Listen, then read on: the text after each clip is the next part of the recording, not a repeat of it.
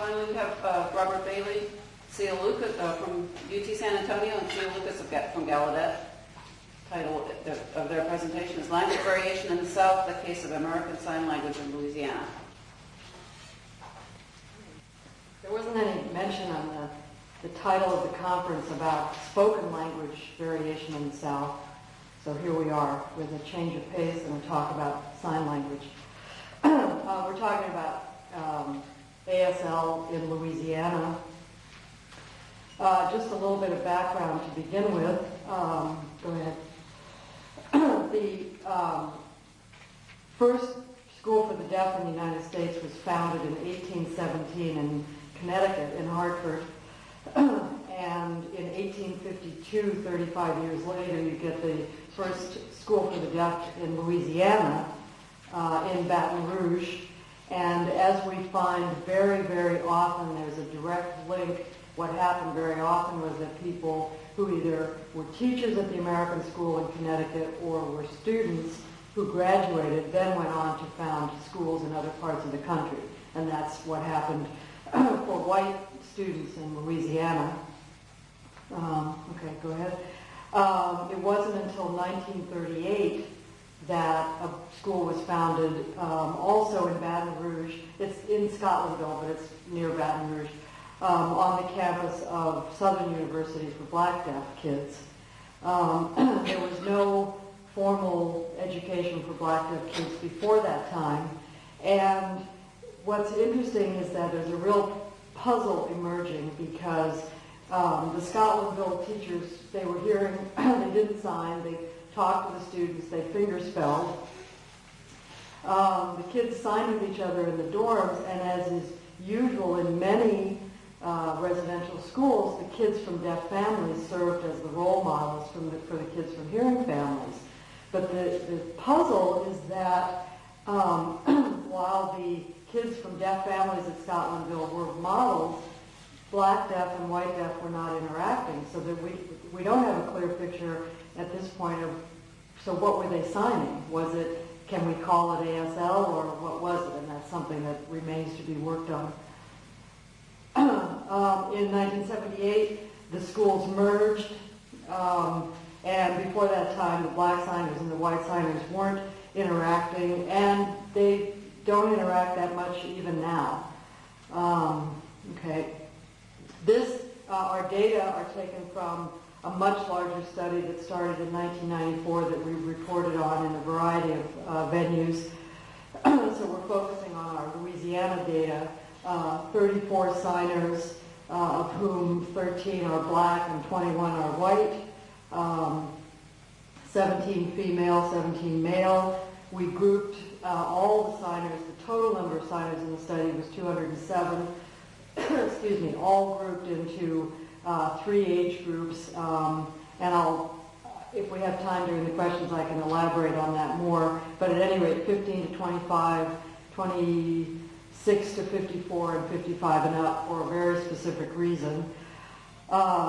Social class, working in middle, and language background, which is something we have to pay attention to.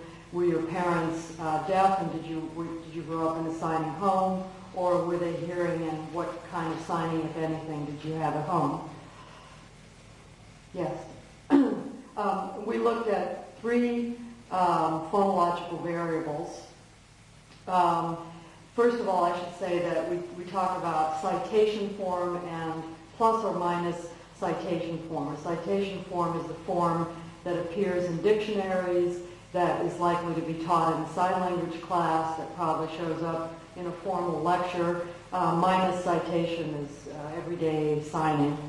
So one of the variables we looked at was the sign deaf, which in citation form is produced like this, from ear to chin, but in everyday conversation can be produced from chin to ear, or as just simply a contact on the cheek.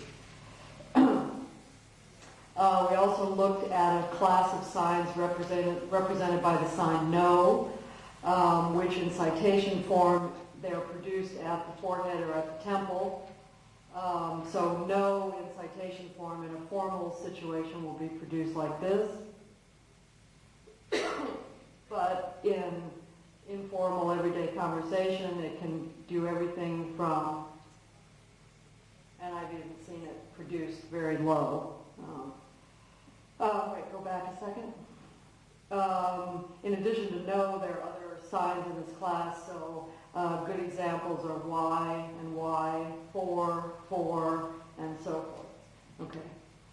And then a final variable, phonological variable that we looked at are signs made with a one-hand shape, which in citation form is this, with all fingers and thumb closed, index extended.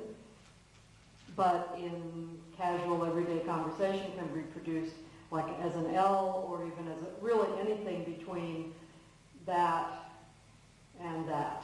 So all kinds of variants, so that you get, for first person pronoun, you get I produced with a one hand shape, but you also get it with an L, you get it with a five hand shape, for example. Okay, are you on?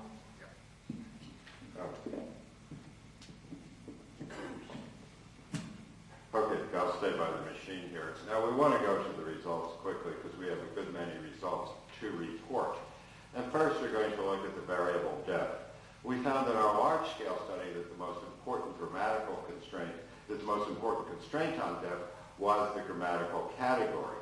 Here, however, we're working at a fairly small amount of tokens. The results pattern pretty much like they do in the national overall study. However, I think because of the small number of tokens, as well as another factor which we'll see in the middle in a minute, that you don't reach statistical significance. So this is close but no cigar. It's 0.07, but we suspect that's an artifact of low token count. Whoops. However, now when we look at ethnicity by gender, we find a bit of a puzzle here.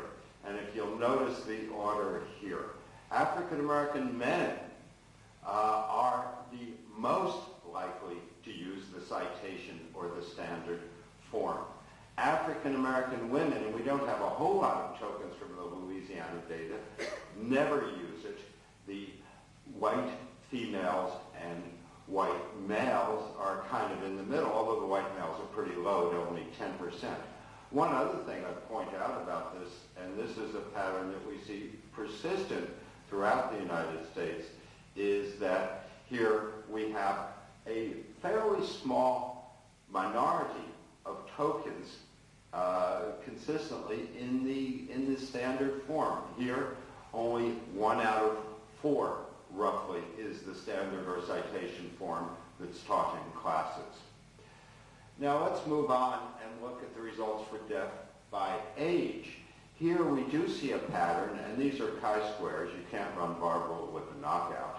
Here we do see a pattern which is similar to what we have in the other studies, in the national pattern.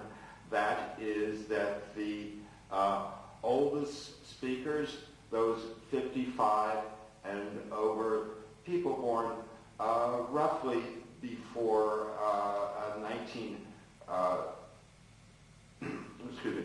before 1940, when we look at the time of the data, have a fairly low usage. People in the 26 to 54 age group use more standard forms, and these are the people who were coming of age when ASL was beginning to be recognized as a language. The first results started in 1960, when there was kind of a struggle for legitimation of the language.